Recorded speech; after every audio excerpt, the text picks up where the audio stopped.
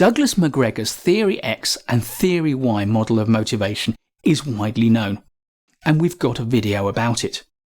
But in this video, I want to look at the work of Chris Argyris, who took that model and put it on a more solid psychological footing. He looked at it in terms of maturity. And whilst Argyris is far better known for work he did later with his colleague Donald Shern at Harvard, the work he did at Yale, looking at immaturity and maturity in work teams, is vital for understanding how motivation can work and can fail in the workplace.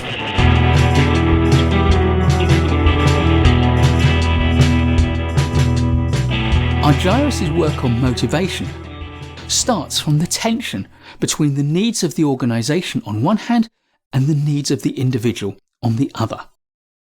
You can find details of this work in his 1957 book, Personality and Organisation: The Conflict Between System and the Individual. This book is out of print now. It's unlikely you'll want to look at it, of course, but I'll put a reference to it in the notes below. But in this video, I'm going to give you my take on the key findings. And the key to it all is that Argyris suggested that individuals move across a continuum from immaturity to maturity. And of course, this is the natural way that we age. It's part of our psychological makeup. But how we move from immaturity to maturity can be frustrated by the needs of our organisations, and by driving us towards immaturity, they set up frustration and demotivation in us. So, Argyris suggested that employees' apathy arises when their managers treat them like children. And if they're doing so because of organisational constraints or pressures or policies, then fundamentally that's the tension between the organisation and the individual, which can be toxic to productivity and motivation. We can represent the immaturity-maturity continuum that Argyris talked about by a series of endpoints, recognising that we move from one end of the spectrum to the other as we grow and mature. So, for example, we've got the spectrum from passivity to activity, from dependence to relative levels of independence, what later authors would go on to call autonomy. We move from having limited behavioural options to having a wide range of behavioural options, and from erratic and shallow interests to longer lasting and deeper interests. When we're immature, we take a short time perspective, but as we mature, our time perspective grows longer. And we start by adopting subordinate positions, but as we mature, we move to being able to take equal or even superior positions. And finally, when we're immature, we lack self-awareness, but as we mature, we not only gain self-awareness, but we also gain self-control. If organisational controls impose passivity, dependence, and subordination, then it will drive us towards immaturity. As a result, this will do one of two things. It will either bring out immature behaviour in the less mature individuals. They will start to act more dependent, they will take fewer decisions for themselves, and they will be needy.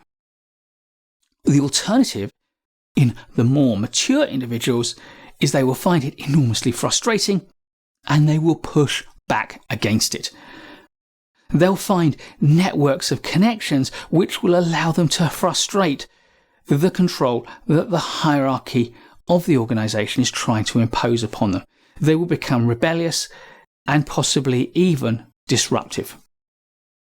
If you've seen our video on McGregor's Theory X and Theory Y, then compare this to a Theory Y person sitting within a Theory X environment.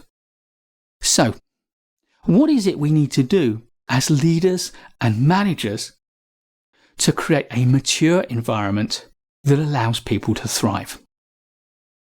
First, we need to do everything we can to help to align organisational and individual goals so that people feel like they have a home within the organisation and that they can be treated with respect. And that brings us to number 2. Treat people as equals. Yes, there is a hierarchy within your organisation. Yes, as a manager, you are nominally in charge. But you don't have to treat people as subordinates, telling them what to do.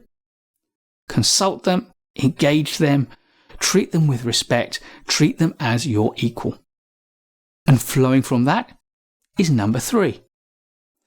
Give people some independence of choice, some right to make their own decisions, engage them in making group decisions.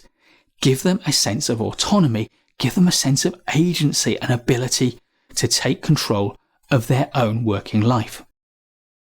And finally, encourage people to develop their skills and knowledge. Allow them to deepen their understanding, take an interest in their work and start to specialise. Take an interest in their careers and support them in making choices that will help them to develop their careers. Chris Argyris may be far better known for his single and double loop model of learning that he developed with his collaborator Donald Schoen. However, in understanding motivation, I find his idea of our progression from immaturity to maturity and the way that fits with the way that managers and organisations treat us at work is a valuable asset to understanding how to motivate the people who work with you. Please do give us a thumbs up if you like this video. There's loads more great management courses content to come, so please subscribe to our channel and hit the bell so you don't miss any of that content. I'll see you in the next video, and in the meantime, keep learning.